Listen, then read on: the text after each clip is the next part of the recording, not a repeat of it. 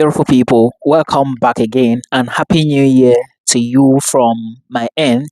It's been a wonderful 2026 and I want to welcome all 300 plus people here.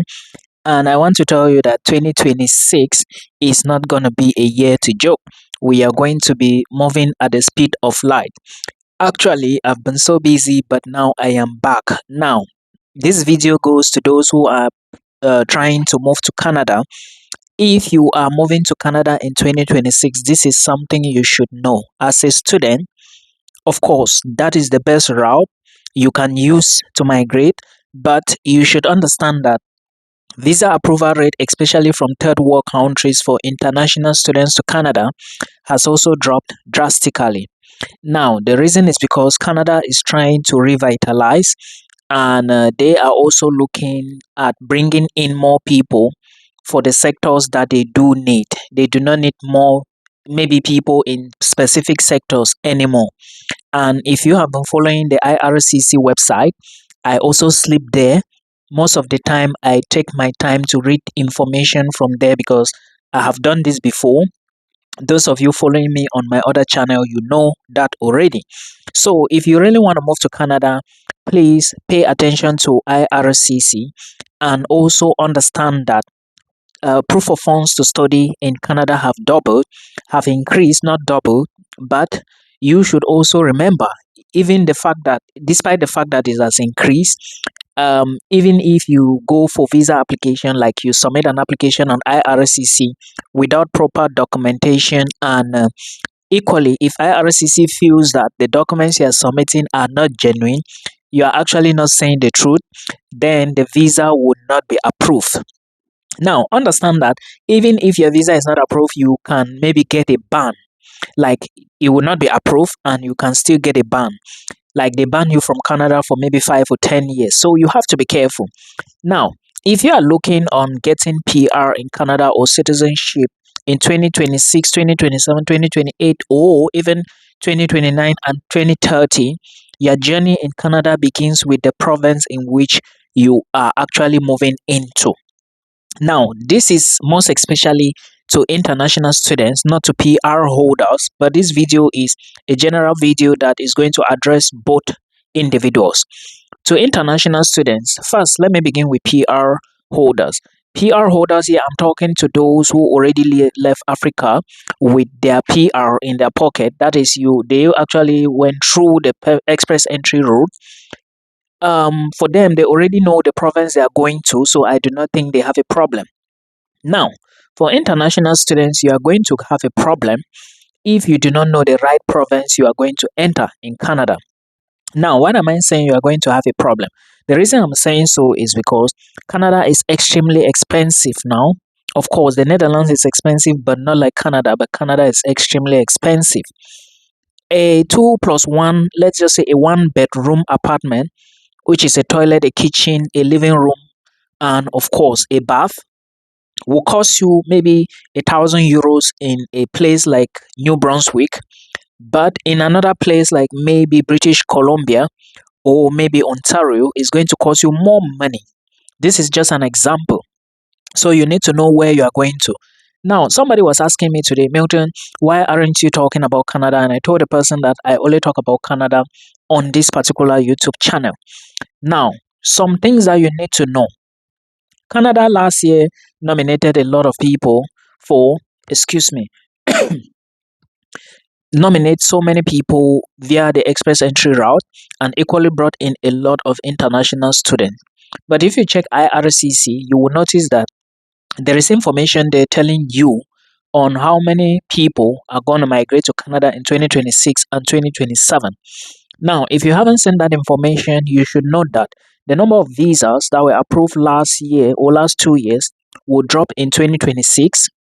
Equally, you should also make a decision of moving to Canada based on what?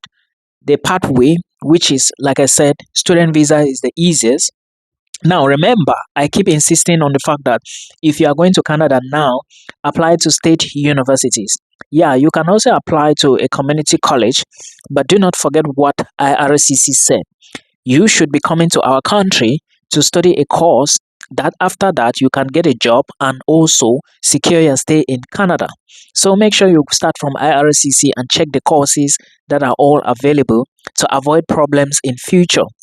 Now, also understand that the cost of living, I'm going to be talking about this video based on how easy it is to get a visa, not for the PR people, and equally based on proof of funds, okay, and based on cost of living, also job demand, and also based on a CRS score. To those who do not know what CRS score is, go to the immigration section on IRCC, the section where international skilled, foreign skilled workers are applying for express entry. Well, if you check very well, you are going to read the information. But don't worry, in case you do not know where to get a link, indicate in the comment section, and I'm equally going to be here to drop the link for you. Also understand that if you want to talk to me one on one, you should make an appointment. The link is equally below. Then we talk on call. It is very important. Now, to those of you who want to move to Canada, you do not have sponsors. How do you intend to do it? It is not about, oh, Milton, I have somebody who is going to run it for me. You already know what you want to run. So I'm telling you now, so you should know. Again, somebody was complaining to me his visa was rejected based on lack of family ties, and I understand that he didn't show sufficient documentation. That is another thing that is going to stop so many people in 2026. Now, looking at the course in Canada, I'm going to give you some provinces. This is going to be part one. Based on all of those things, easy for students, and also the cost of living, job demand, and based on CRS score. If you want to migrate to Canada this year, understand that Ontario is one of the most expensive provinces in Canada. In 2024, Ontario received about 21,000 people from the pool, and I do not remember the number of international students, but in 2025, the number dropped to 10,750. However, some categories are equally going to receive higher nominations. Meanwhile, the total number will drop again in 2026. We do not know, maybe lack of jobs in Canada, but for now, of course, there are jobs. Okay, it just depends on what you studied and what you want to get. Now, because of this drop, if you look very well, some routes like the Master Student Programs, which was a direct entry into the PR pathway, and also the PNP, Provincial Nominee Program for Ontario, which is that of the graduate students, also receive less nomination. Now, if you look at areas like tech, finance, healthcare, you will understand that those are the areas that are receiving most migrants. Now, people who are highly qualified, they move to Canada via this route, especially from Asia. Then, if you look very well in Ontario, there may be a one bedroom apartment, which is a parlor, a living room, a kitchen, a toilet, maybe a small place like a storage. If you look very well, it's gonna cost at least maybe 1,700, 2,000, 2,300 for a modern one, okay, fully furnished. Now, if you go to other cities, it may not be like this.